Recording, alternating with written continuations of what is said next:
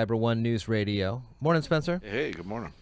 Got a call the other day from a gentleman here asking to talk a little bit about an upcoming military appreciation night. And of course, then, the answer is yes, as we like to focus and honor military, first responders, and the like here on the Daybreak Show whenever we can.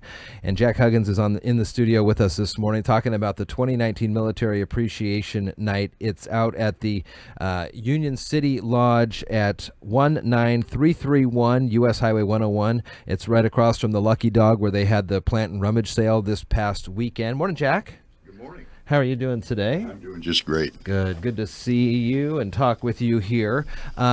First off, and I know I asked you this off the air, but it's kind of something to make a distinguisher about. It's the Union City Lodge number 27, but Mount Moriah used to be in town here in Shelton, now also shares time at that lodge hall. Is that correct? That's correct, yes. Okay. Let's see. So the Military Appreciation Night, tell us a little bit about this and how it got started and kind of the lodge's dealings with military personnel and military appreciation. I'd be happy to do that. Well, in our Masonic Lodge and a lot of the Masonic lodges around the Kitsap and Mason County area are either active and or retired military. Mm-hmm. Mount Moriah has done quite a bit of fundraisers for years now because we support the Bikes for Books program with all the schools and the Timberland Public Library for the summer reading program. And we also help support the Head Start kids here locally. Great. We determined last year was our first year doing this. We thought, we need to step up a little bit. We need to try and help out the older folks and stuff instead of just the little kids. Let them know, hey, we're not just directing everything, all of our help towards the kids. So last year, the master of our lodge was 83 years old. It was like his fourth time going through there, and I came up with this idea with him, and he says, hey, that sounds really good, Jack. Will you run with that for me? So I kind of got stuck with it, and so last year was a trial thing, and we had quite the turnout, and the VFW Hall, the American Legion got involved in helping me get this thing prepared. We had a great speaker. I had little gifts and stuff to give away to them right after the dinner, and they just absolutely loved it. And it was a great way of showing our appreciation for the service that they do. Do you get a sense that these types of nights and appreciation nights, do they come from mostly non-military personnel, folks who have not served but are looking to give back for folks' service, or kind of husbands and wives of the military folk? Or is it everybody that just sits around and goes, boy, we owe them so much, we could do so much, let's do something?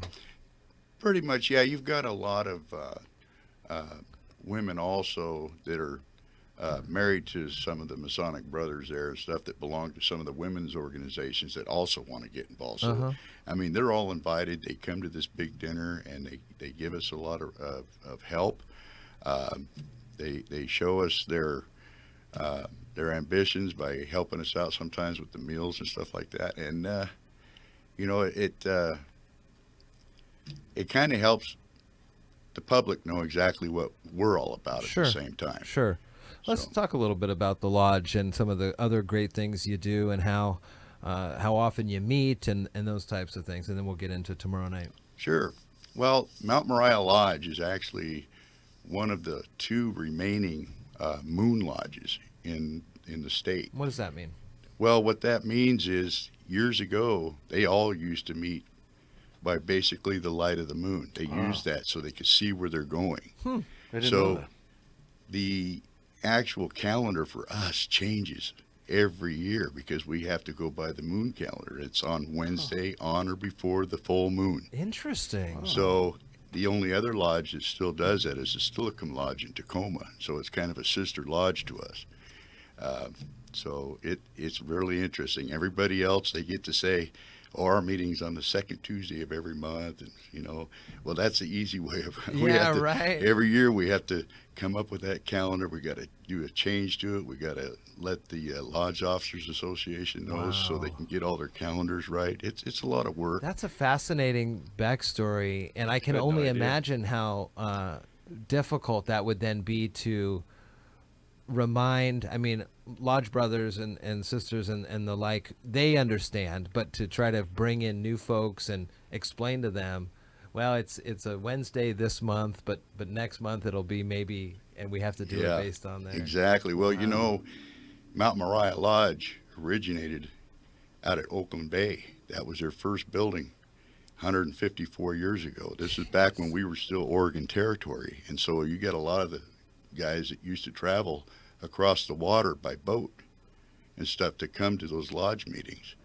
And so they needed that moonlight to see where they were going. So you and the Stillicum Lodge are then kind of the oldest lodges? No, they're not the oldest. And actually, how they are told by the oldest in the state of Washington is by number. Mount Moriah happens to be number 11, where like Union City's number 27. Okay. Olympia, Tumwater area's got number 1.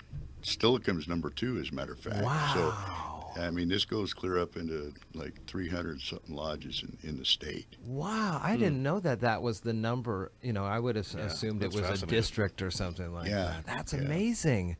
The history involved with that. Boy, I tell you, if you were to actually just step into the cafeteria area at our lodge, there's photographs of all the past masters from that lodge from way back when. And you should see the history. There's so many past masters of that lodge that helped develop this town, this city, this county. It's just unbelievable. Fascinating. Wow. Let's talk about tomorrow night. Veterans and active duty, also reserve and guard, are invited to this year's appreciation dinner.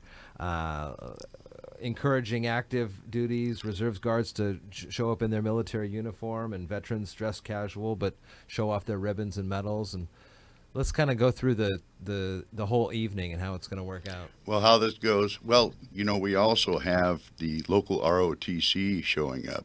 Okay, and great. Their lieutenant commander, Darrell Hood, will be doing some speaking there. We've got at least 10 of those kids showing up for this dinner. As a matter of fact, when we first go in, people first go in, there'll be somebody at a table inside the door, and anybody that's active or retired military, they get a ticket. Mm-hmm.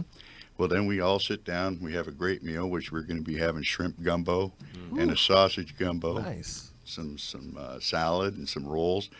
And then just towards the end of the dinner is when the speakers will start speaking. And as soon as the speakers are done, I'll get up there and I'll start drawing tickets, because we went all over town collecting gifts or prizes from a lot of the local companies around to help, to show their support. Mm-hmm. And then we start giving these appreciation gifts out to these people. That's awesome. So I wish I could afford to give them all something, because we sure do appreciate what they've done, but what I've got is what I've got. So. And this is Wednesday or tomorrow? This is Wednesday. Wednesday night. That's right. I said tomorrow, but I meant Wednesday for sure. 6 p.m. If folks need to, is there an RSVP or just to show up? Just show up there. And what about non-military personnel? They come and show if their they would support? if they would like to come and show their support, they're more than welcome to come on in. And so you said a lot of the Masonic brothers are part of active and reserve duty.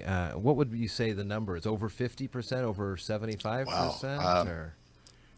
It's got to be between 50 and 75%, because especially Kitsap County is really loaded with a lot of the naval military up there. And so your Port Orchard Lodge, yours 2 Bremerton Lodges, a Silverdale Lodge, Polesville Lodge, they're really full of a lot of your active military. As a matter of fact, there's guys that just retired like last week and stuff like that. And